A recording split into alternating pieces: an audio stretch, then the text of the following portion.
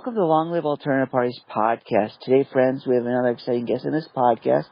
His name is Cody Davis, and he's with the Jeffersonian Party of Florida, and he's going to tell us all about his party and his political views and everything he stands for. So welcome to the podcast, Cody.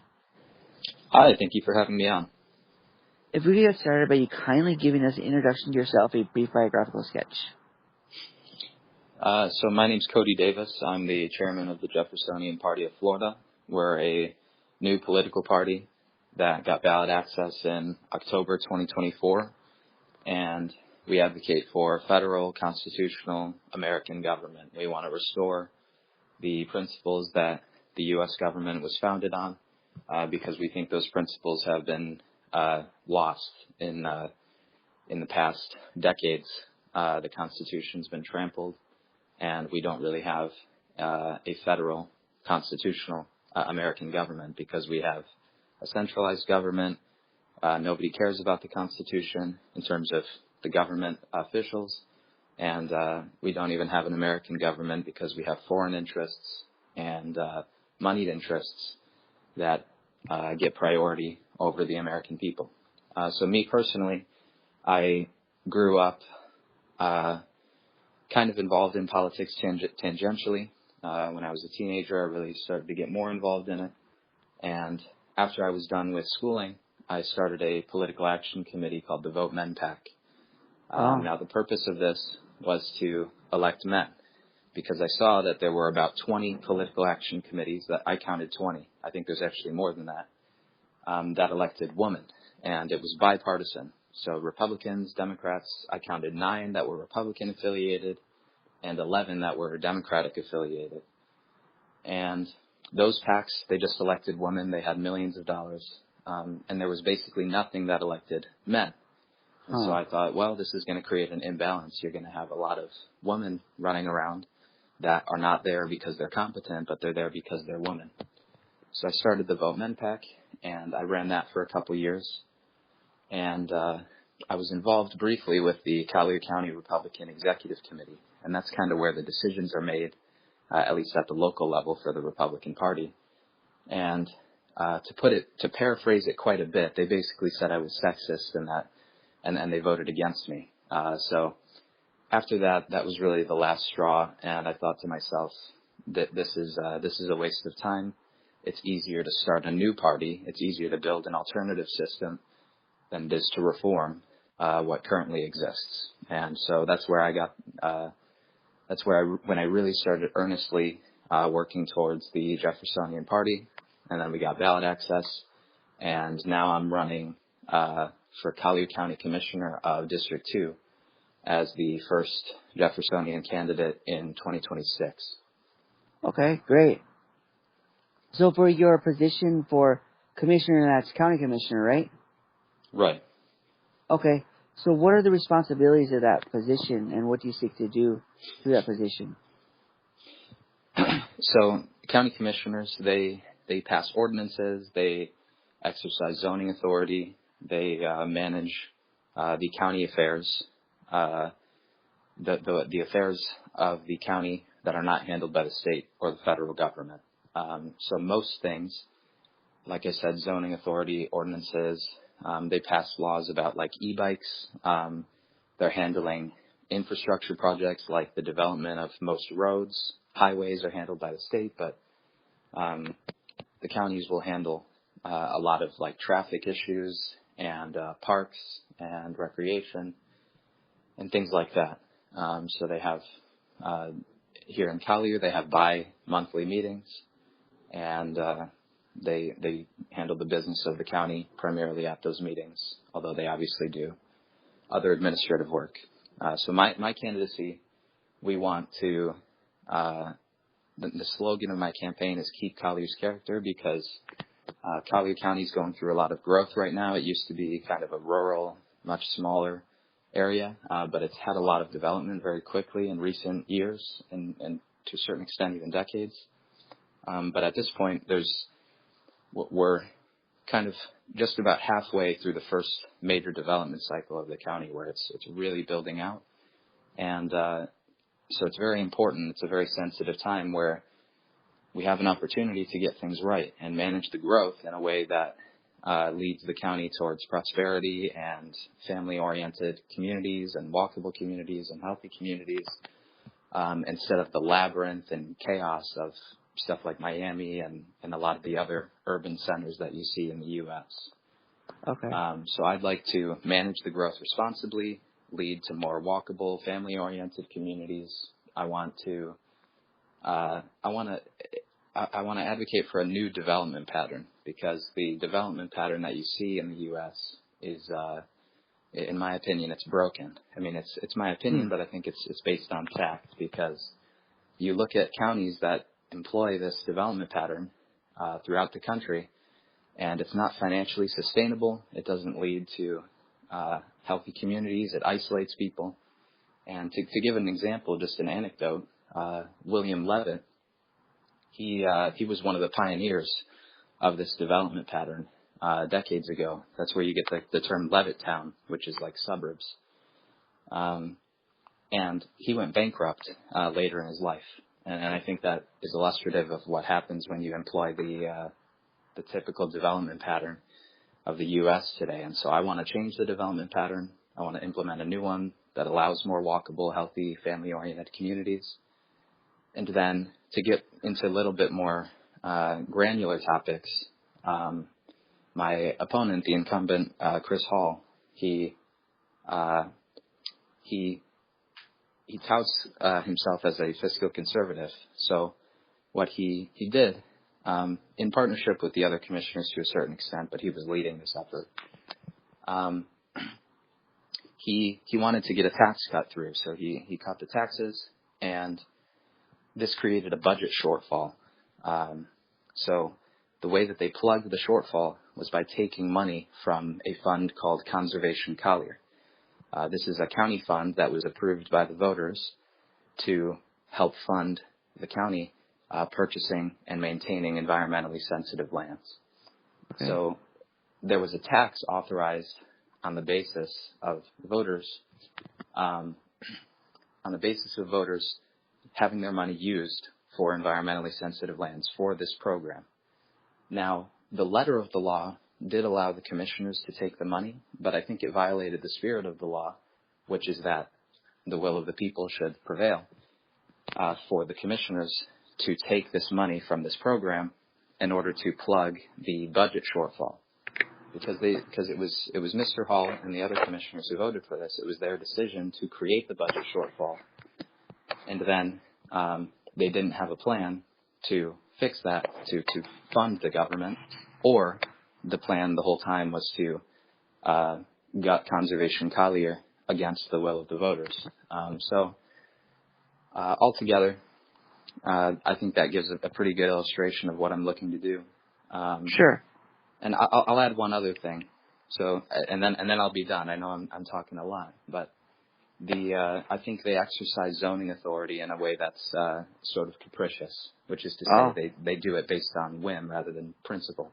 Uh-huh. And so, for example, they had a development on Vanderbilt that was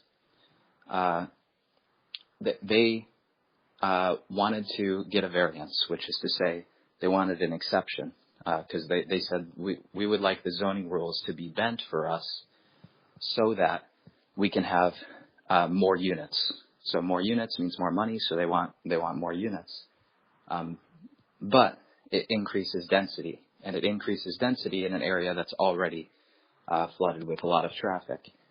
So the reason that they gave for allowing this is because they were going to commit to affordable housing. So the commissioners approved the development, higher density than what they had initially been approved for, because they committed to affordable housing. Now, on the street next door, Immokalee, they had another big development. They had initially committed to 100% affordable housing and a daycare. But they requested a variance, and they said, actually, instead of 100% affordable housing, we want to do 30% affordable housing. I believe that was the number. And we want to get rid of the daycare. And they approved that variance. So it's not really based on principle. On the one hand, they're allowing this exception for affordable housing. On the other hand, they're allowing this exception when they drastically reduce affordable housing. So I think it creates a situation where it looks like favoritism. It looks like they're just kind of giving developers handouts based on whim, and rather than based on principle. And the small people, the small businesses and residents, they get ignored. Okay. Yeah, that is a good overview of your positions and what you want to do with the position. So, since your party is called the Jeffersonian Party, it sounds like you admire Thomas Jefferson. So, do you think his philosophy on government is the ideal philosophy? Yeah, I think it's very solid. I think that when you look at the precedent that was set by his party, him and Madison, James Madison, started the Jeffersonian Party, the original one, in the late 1700s, and this party was so successful. It was the first opposition party, and it was so successful that the Federalist Party collapsed. So after that, you had a very brief period where the U.S. was effectively a partyless state, a partyless country. People were so unified and so prosperous that the societal divisions that precipitate the formation of political parties didn't even exist. Wow. Now, you also had, in the first half of the 1800s, you had a period of 32 consecutive years after the Jeffersonians had become dominant in terms of power. You had a period of 32 consecutive years when the debt to GDP ratio was under 5%, which today the debt to GDP ratio is well over 100%. So it's a stark contrast, and it wasn't a fluke because, like I said, there was 32 consecutive years that they had this debt to GDP ratio. So under 5%, that's a totally manageable level of debt. And so the point is that Jeffersonian values work, and we have precedent for that in U.S. history. Okay. So how did they handle debt differently than we do now? Was that they were more selective about who they borrowed for and when they borrowed, or is there something else to it? Well, they didn't have a Federal Reserve. They had a very different financial system. They had a very different economy. So certainly if you were to implement Jeffersonian ideals today, it's going to look different. You're going to have to adapt to the economic and technological and even to a certain extent cultural development. But you can adapt these principles. The principles are general, and they can be adapted to the individual circumstances. So back then, they were more careful about how they spent things. Government was more efficient, more effective, and one of the reasons that it was able to be that way is because the counties, the local governments, and the state governments were much stronger. And Okay. Jefferson advocated, and I think he was correct, he said that government is more efficient, it's more effective when it's as close to the people as possible. Now, sometimes there are certain things that need to be delegated upwards, like we delegate defense to the federal government because that gives us a large pool of resources and people, personnel, to defend ourselves. But for most things, local things, like the things I was talking about, zoning and roads and these kinds of things, most things can be handled at the local level. But when you centralize, when you try to have centralized infrastructure planning and labor regulation and all this other stuff, it leads to a lot of inefficiencies. It leads to bad decisions. It leads to corruption because it's a single point of failure. When you have a system, if it has a single point of failure, it collapses easily. It's fragile. If you have many points of failure, it's strong and robust. So Very true. when you centralize everything in the federal government, it's a weak system, and you're going to have failures, you're going to have errors, you're going to have inefficiencies. The way that they correct those inefficiencies is by racking up the debt. So it's a moral failure, it's a civic failure. And to a certain extent, it's structural as well. But I think ultimately it's a moral and civic failure.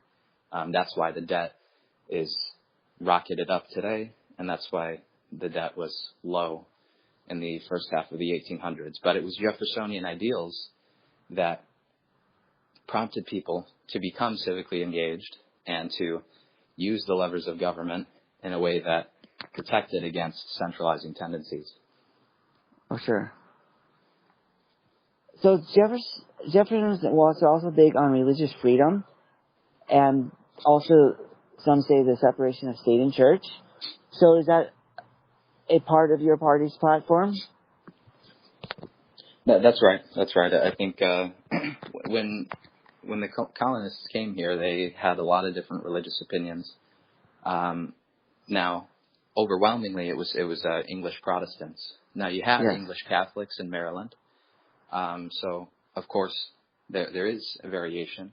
Now, having said that, Maryland had the Protestant Revolution, and the family that used to rule Maryland that was Catholic became Protestant. But then you had the Louisiana Purchase with French Catholics. You had the Tejanos, the Hispanic Texans that fought for Texan independence from Mexicans, alongside Anglo-Texans, and they were often Catholic. So you definitely have a lot of variation between all the different Protestant denominations and Catholics, and even today you have traditional Catholics and like more casual Catholics, or whatever Novus Ordo Catholics, however you want to call it. And today we have Latter-day Saints, Mormons. So we have a lot of variation, and I think if we're going to have a federalized system of government, it should not weigh in on religious matters. Now, having said that, the 14th Amendment passed after the Lincoln administration, and this led to the doctrine. Some people say it didn't directly lead to it, but just in terms of practice, it led to the doctrine of incorporation, which is a legal doctrine that says that the Bill of Rights, I'm paraphrasing, I'm simplifying it, but it says that the Bill of Rights applies to the states. Yes. Originally, the First Amendment only applied to the federal government. That's why Thomas Jefferson wrote the Virginia Statute of Religious Freedom, because the state did not have religious freedom by definition, just because of the First Amendment. The First Amendment barred the federal government from implementing religious standards, so that it was completely separate. But Thomas Jefferson did also advocate at the state level for allowing religious freedom. So I think as a matter of societal harmony, you need to have a certain degree of homogeneity in a population in order to function well. But in a federal government, you can tolerate a lot more variation in different communities, because one state might do things one way, another state might do things another way. Yeah. And you saw that play out in the early American states. Some states actually did mandate religion. And then other states like Virginia with Thomas Jefferson's religious freedom of religion statute, they did not.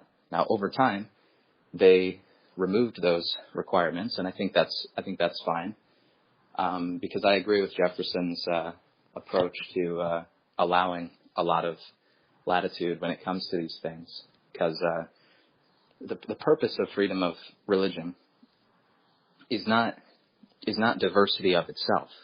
The purpose of it is ultimately to get to the one truth.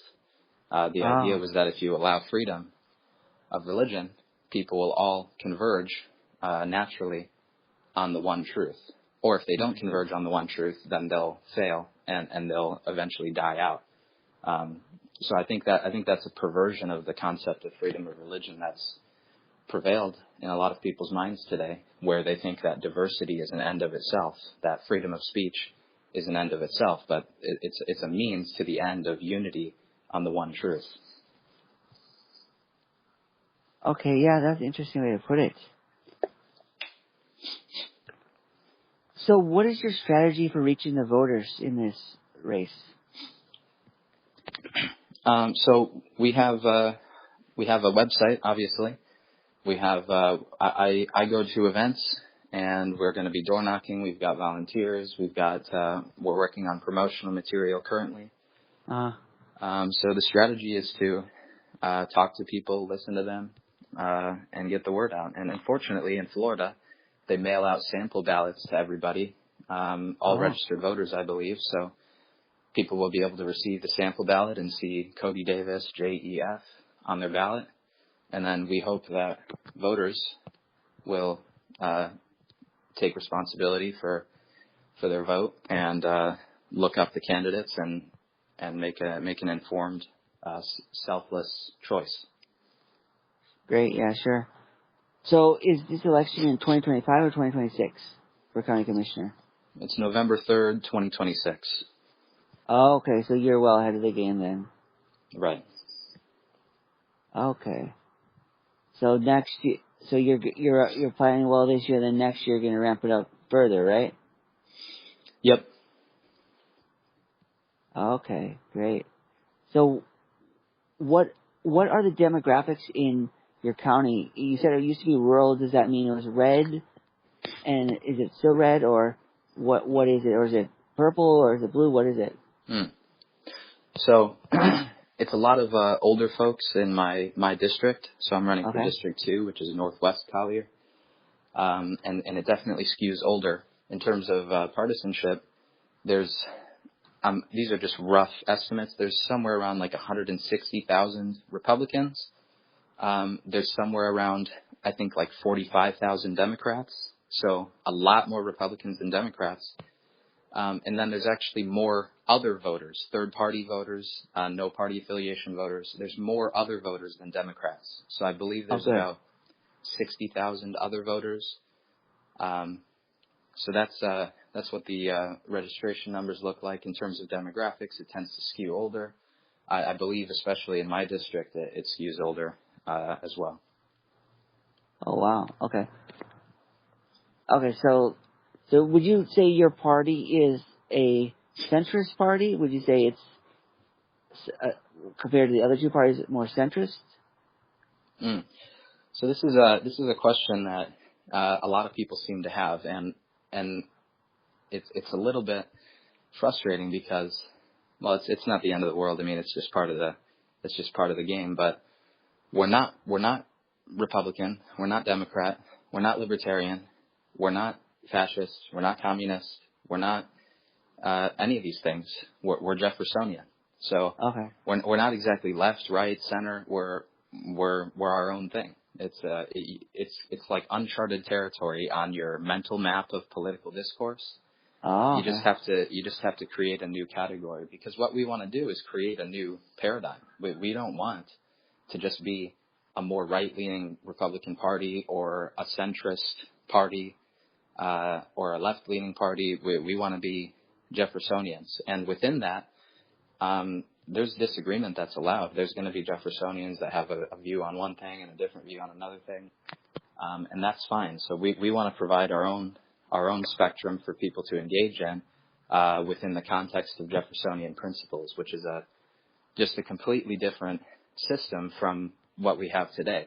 We're seceding from that system. We're not part of the right-left, Republican, Democrat, Libertarian paradigm. Communist, fascist. We're not engaging in that kind of discourse. We want to be our own thing, and that's we want to be our own thing, and I think in practice we in fact are our own thing. So people just need to create a new category in their heads for us. Okay, that's great. So how can our audience support you in your campaign?